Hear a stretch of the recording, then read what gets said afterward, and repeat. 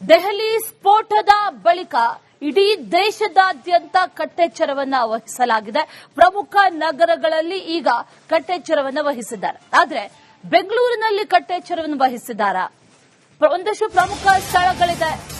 Metro stations ಆಗಿರಬಹುದು ಅಥವಾ railway stations ಆಗಿರಬಹುದು, ಬಸ್ ಸ್ಟ್ಯಾಂಡ್ಗಳಾಗಿರಬಹುದು, ಜನ ಸಾಕಷ್ಟು ಸಂಖ್ಯೆಯಲ್ಲಿ ಓಡಾಡುವಂತಹ ಪ್ರದೇಶಗಳಾಗಿರಬಹುದು. ಅಂತ ಜಾಗದಲ್ಲಿ ಭದ್ರತೆನೇ ಇಲ್ಲ. ಯಶವಂತಪುರ ರೈಲ್ವೆ ನಿಲ್ದಾಣ ಇದು. ಇಲ್ಲಿ ಇದೆಂತ ನಿರ್ಲಕ್ಷ್ಯ. ರೈಲ್ವೆ ನಿಲ್ದಾಣದಲ್ಲಿ ಯಾವುದೇ ಬಿಗಿ ಭದ್ರತೆ ಇಲ್ಲ. ಎಲ್ಲರೂ ಕೂಡ ಯಾವ್ದಾವುದೋ ಬ್ಯಾಗ್ಗಳನ್ನ ತರ್ತಾರೆ, ಓಡಾಡ್ತಾ ಇದ್ದಾರೆ. ಪ್ರಯಾಣಿಕರನ್ನ ಪರಿಶೀಲನೆ ಮಾಡದೆ ಹಾಗೆ ಬಿಡ್ತಾ ಇದ್ದಾರೆ. ಯಶವಂತಪುರ ರೈಲ್ವೆ ನಿಲ್ದಾಣದಲ್ಲಿದ್ದೀನಿ. ನೀವು ನೋಡ್ತಾ ಇರೋದು ದೃಶ್ಯಾವಳಿಗಳನ್ನ. ಯಶವಂತಪುರ ರೈಲ್ವೆ ನಿಲ್ದಾಣದ ಒಳಗಡೆ ಈಗಾಗಲೇ ಕೂಡ ಪ್ರಯಾಣಿಕರು ಒಳಗಡೆ ಬರ್ತಾ ಇದ್ದಾರೆ.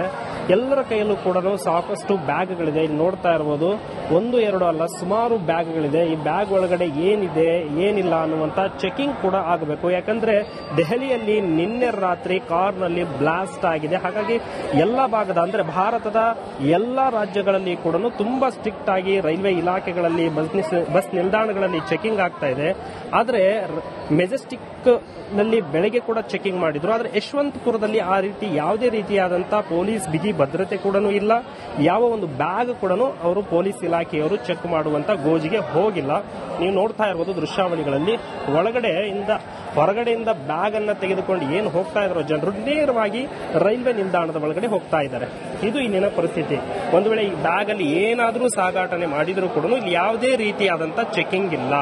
ಚೆಕ್ ಮಾಡಿ ನೋಡ್ತಾ ಇರ್ಬೋದು ದೃಶ್ಯಾವಳಿ ನೋಡಿ. ಇವ್ರ ಕೈಯಲ್ಲಿ ಬ್ಯಾಗ್ಗಳಿದೆ. ಈ ಬ್ಯಾಗ್ಗಳನ್ನ ಹಿಡಿದುಕೊಂಡು ಹೀಗೆ ಹೋಗ್ತಾ ಇದ್ದಾರೆ. ನೇರವಾಗಿ ಪ್ಲಾಟ್ಫಾರ್ಮ್ ಒಳಗಡೆ ಹೋಗ್ತಾ ಇದ್ದಾರೆ. ಮತ್ತೆ ಇಲ್ಲಿ ಪೊಲೀಸ್ ಇಲಾಖೆಯವರು ಕೂಡ ನೋಡಿ ಸ್ಕ್ಯಾನಿಂಗ್ ಏನ್ ಮಾಡ್ತಾರಲ್ವಾ, ಏನು ಬ್ಯಾಗ್ ಅಲ್ಲಿ ಏನಿದೆ ಅಥವಾ ದೇಹದ ಭಾಗಗಳಲ್ಲಿ ಏನಾದರೂ ಇಟ್ಕೊಂಡಿದ್ದಾರೆ ಅನ್ನುವಂತ ಚೆಕಿಂಗ್ ಮಾಡುವಂತ ಸೆಂಟ್ರಲ್ ಪೊಲೀಸರು ಕೂಡ ಪ್ಲಾಟ್ಫಾರ್ಮ್ ಬಗ್ಗೆ ಜನರಿಗೆ, ಪ್ರವಾಸಿಗರಿಗೆ ಮಾಹಿತಿಯನ್ನ ನೀಡ್ತಾ ಇದ್ದಾರೆ. ತಮ್ಮ ಕೆಲಸವನ್ನ ಬಿಟ್ಟು ಈ ಪ್ಲಾಟ್ಫಾರ್ಮ್ಗೆ ಹೋಗುತ್ತೆ, ಈ ರೈಲು ಇಷ್ಟು ಗಂಟೆಗೆ ಬರುತ್ತೆ ಅನ್ನೋದ್ರ ಬಗ್ಗೆ ಮಾಹಿತಿಯನ್ನ ನೀಡ್ತಾ ಇದ್ದಾರೆ. ಎಲ್ಲರಿಗೂ ಆರಾಮಾಗಿ ಕೂಲ್ ಆಗಿ ಕುಳಿತಿದ್ದಾರೆ. ಯಾವುದೇ ರೀತಿ ಚೆಕಿಂಗ್ ಅನ್ನ ಮಾಡ್ತಾ ಇಲ್ಲ. ಇಂಥ ಒಂದು ಸಂದರ್ಭದಲ್ಲೇ ಇಂಥ ಅಹಿತಕರ ಘಟನೆಗಳು ನಡೆಯೋದು. ದೆಹಲಿಯಲ್ಲಿ ಭೀಕರ ಘಟನೆ ಆಗಿದೆ. ಪೊಲೀಸರು ಕೂಡ ಎಚ್ಚೆತ್ತುಕೊಳ್ಳಬೇಕು. ಆದ್ರೆ ಇಲ್ಲಿ ರೈಲ್ವೆ ಪೊಲೀಸರ ನಿರ್ಲಕ್ಷ್ಯವನ್ನು ನೋಡಿದ್ರೆ ನಿಜಕ್ಕೂ ಕೂಡ ಆಶ್ಚರ್ಯ ಆಗುತ್ತೆ. ಆರಾಮಾಗಿ ಕುತ್ಕೊಂಡಿದ್ದಾನೆ. ಯಾವುದೇ ರೀತಿ ಚೆಕಿಂಗ್ ಇಲ್ಲ. ಯಾರಾದರೂ ಅವರನ್ನ ಯಾವ ಪ್ಲಾಟ್ಫಾರ್ಮ್ಗೆ ಬರುತ್ತೆ ಟ್ರೈನು ಅಂತ ಕೇಳಿದ್ರೆ ಅವರಿಗೆ ಮಾಹಿತಿಯನ್ನ ಕೊಡಲಿಕ್ಕೋಸ್ಕರ ಆರಾಮಾಗಿ ನಿಂತ್ಕೊಂಡಿದ್ದಾನೆ. ಈಗ ಸಾಕಷ್ಟು ಅವಾಗಿನಿಂದ ಪ್ರಯಾಣಿಕರಿಗೆ ಈ ಭಾಗಕ್ಕೆ ಹೋಗಿ ಈ ಟಿಕೆಟ್ ಈ ಪ್ಲಾಟ್ಫಾರ್ಮ್ಗೆ ಬರುತ್ತೆ ಅನ್ನುವಂಥದ್ರ ಬಗ್ಗೆ ಮಾಹಿತಿಯನ್ನ ನೀಡ್ತಾ ಇದ್ದಾನೆ. ಆದ್ರೆ ನೋಡ್ತಾ ಇರಬಹುದು ಸಾಕಷ್ಟು ಜನರು ಬರ್ತಾ ಇದ್ದಾರೆ. ಈ ಪ್ಲಾಟ್ಫಾರ್ಮ್ ಒಳಗಡೆ ಹೋಗ್ತಾ ಇದ್ದಾರೆ. ಪ್ರತಿಯೊಬ್ಬರ ಕೈಯಲ್ಲೂ ಕೂಡ ಬ್ಯಾಗ್ ಇದೆ. ಆದ್ರೆ ಯಾರೂ ಕೂಡ ಅದನ್ನ ಚೆಕ್ ಮಾಡ್ತಾ ಇಲ್ಲ. ನೋಡ್ತಾ ಇರಬಹುದು ಈ ರೈಲ್ವೆ ಸ್ಟೇಷನ್ ಮೂಲಕ ಎಲ್ಲಿಗಾದ್ರೂ ಪಾಸ್ ಆಗ್ಬೋದು, ಯಾವ ರಾಜ್ಯಕ್ಕಾದ್ರೂ ಹೋಗ್ಬೋದು. ಯಶವಂತಪುರದಿಂದ ಬೇರೆ ಜಿಲ್ಲೆಗಳಿಗೆ, ರಾಜ್ಯದ ಮೂಲೆ ಕಡೆಗೆ ಭಾಗಕ್ಕೂ ಕೂಡ ರೈಲುಗಳು ಹೋಗುತ್ತೆ. ಯಾವುದೂ ಕೂಡ ಚೆಕಿಂಗ್ ಆಗ್ತಾ ಇಲ್ಲ ಇಲ್ಲಿ. ಇದು ಇಲ್ಲಿನ ಪರಿಸ್ಥಿತಿ ಅಂತಾನೆ ಹೇಳಬಹುದು. ರೈಲ್ವೆ ಪೊಲೀಸರೇ ನಿರ್ಲಕ್ಷ್ಯವನ್ನು ವಹಿಸ್ತಾ ಇದ್ದಾರೆ. ನೋಡಿ, ಬ್ಯಾಗ್ ಅನ್ನ ತೆಗೆದುಕೊಂಡು ಹಂಗೆ ಹೋಗ್ತಾ ಇದ್ದಾರೆ. ಆದ್ರೂ ಕೂಡ ಅವ್ರು ಯಾವ ಬ್ಯಾಗ್ ಅಲ್ಲಿ ಏನಿದೆ ಏನಿಲ್ಲ, ಒಂದು ಎಕ್ಸಿಲೇಟರ್ ಕೂಡ ಇದು ಕೂಡ ಇಲ್ಲ. ಇಲ್ಲಿ ಏನು ಒಳಗಡೆ ಎಂಟ್ರಿ ಏನ್ ಚೆಕಿಂಗ್, ಬಾಡಿ ಚೆಕಿಂಗ್ ಒಂದು ಮಷಿನ್ ಇಟ್ಟಿರ್ತಾರೋ, ಎಂಟ್ರಿಯಲ್ಲಿ ಆ ಒಂದು ಮಷಿನ್ ಕೂಡ ಇಲ್ಲ. ಅಂತ ಒಂದು ಪರಿಸ್ಥಿತಿ ಇದೆ. ಇಂಥ ಒಂದು ನಿರ್ಲಕ್ಷ್ಯವನ್ನ ಈ ಯಶವಂತಪುರದಲ್ಲಿ ರೈಲ್ವೆ ಪೊಲೀಸರು ಮಾಡ್ತಾ ಇದ್ದಾರೆ ಅಂತಾನೆ ಹೇಳ್ಬೋದು. ನೋಡ್ತಾ ಇರಬಹುದು ಎಲ್ಲಾ ಬ್ಯಾಗ್ಗಳನ್ನು ತೆಗೆದುಕೊಂಡು ಹೋಗ್ತಾ ಇದ್ದಾರೆ. ಆದ್ರೆ ಈ ಪೊಲೀಸ್ ನೋಡಿ ಯಾವ ರೀತಿ ಕೂಲ್ ಆಗಿ ಕುತ್ಕೊಂಡಿದ್ದಾನೆ ಅಂತ. ಆರಾಮಾಗಿ ಕೂಲ್ ಆಗಿ ಕೂತಿದ್ದಾನೆ. ಯಾವುದೇ ರೀತಿ ಚೆಕಿಂಗ್ ಮಾಡ್ತಾ ಇಲ್ಲ, ಏನು ಮಾಡ್ತಾ ಇಲ್ಲ. ಇದು ಇಲ್ಲಿನ ಪರಿಸ್ಥಿತಿ. ಕೈಯಲ್ಲಿ ಎಲ್ಲ ಸ್ಕ್ಯಾನ್ ಮಾಡುವಂತ ಎಲ್ಲ ಮಷಿನ್ ಕೂಡ ಇದೆ. ನೀವು ನೋಡ್ತಾ ಇರಬಹುದು ಅಲ್ಲೇ ಅದನ್ನ ಪಕ್ಕದಲ್ಲೇ ಇಟ್ಕೊಂಡು ಕೂತಿದ್ದಾನೆ. ಆದ್ರೆ ಆತ ಮಾಡ್ತಾ ಇರೋದು ಕೆಲಸ ಏನಪ್ಪಾ ಅಂತಂದ್ರೆ ಫುಲ್ ಆರಾಮ್ ಟಿಕೆಟ್ ಕೊಡೋದು, ಟಿಕೆಟ್ ಯಾವ ಕಡೆ ಬರುತ್ತೆ, ಈ ಪ್ಲಾಟ್ಫಾರ್ಮ್ಗೆ ಹೋಗಿ ಆ ಪ್ಲಾಟ್ಫಾರ್ಮ್ಗೆ ಹೋಗಿ ಅನ್ನುವಂತ ಒಂದು ಮಾಹಿತಿಯನ್ನ ನೀಡ್ತಾ ಇದ್ದಾನೆ. ಇದು ಇಲ್ಲಿನ ಪರಿಸ್ಥಿತಿ ಅಂತಾನೆ ಹೇಳ್ಬೋದು. ನಿರ್ಲಕ್ಷ್ಯ ವಹಿಸ್ತಾ ಇದ್ದಾನೆ ಅಂತಾನೆ ಹೇಳ್ಬೋದು. ದೆಹಲಿ ಸ್ಫೋಟದ ಬಳಿಕ ಇಡೀ ದೇಶದಾದ್ಯಂತ ಕಟ್ಟೆಚ್ಚರವನ್ನ ವಹಿಸಲಾಗಿದೆ. ಪ್ರಮುಖ ನಗರಗಳಲ್ಲಿ ಈಗ ಕಟ್ಟೆಚ್ಚರವನ್ನ ವಹಿಸಿದ್ದಾರೆ. ಆದರೆ ಬೆಂಗಳೂರಿನಲ್ಲಿ ಕಟ್ಟೆಚ್ಚರವನ್ನು ವಹಿಸಿದ್ದಾರಾ? ಒಂದಷ್ಟು ಪ್ರಮುಖ ಸ್ಥಳಗಳಿದೆ. ಮೆಟ್ರೋ ಸ್ಟೇಷನ್ಸ್ ಆಗಿರಬಹುದು ಅಥವಾ ರೈಲ್ವೆ ಸ್ಟೇಷನ್ಸ್ ಆಗಿರಬಹುದು, ಬಸ್ ಸ್ಟ್ಯಾಂಡ್ಗಳಾಗಿರಬಹುದು, ಜನ ಸಾಕಷ್ಟು ಸಂಖ್ಯೆಯಲ್ಲಿ ಓಡಾಡುವಂತಹ ಪ್ರದೇಶಗಳಾಗಿರಬಹುದು. ಅಂತ ಜಾಗದಲ್ಲಿ ಭದ್ರತೆನೇ ಇಲ್ಲ. ಯಶವಂತಪುರ ರೈಲ್ವೆ ನಿಲ್ದಾಣ ಇದು. ಇಲ್ಲಿ ಇದೆಂತ ನಿರ್ಲಕ್ಷ್ಯ. ರೈಲ್ವೆ ನಿಲ್ದಾಣದಲ್ಲಿ ಯಾವುದೇ ಬಿಗಿ ಭದ್ರತೆ ಇಲ್ಲ. ಎಲ್ಲರೂ ಕೂಡ ಯಾವ್ದ್ಯಾವ್ದೋ ಬ್ಯಾಗ್ಗಳನ್ನ ತರ್ತಾರೆ, ಓಡಾಡ್ತಾ ಇದ್ದಾರೆ, ಪ್ರಯಾಣಿಕರನ್ನ ಪರಿಶೀಲನೆ ಮಾಡದೆ ಹಾಗೆ ಬಿಡ್ತಾ ಇದ್ದಾರೆ.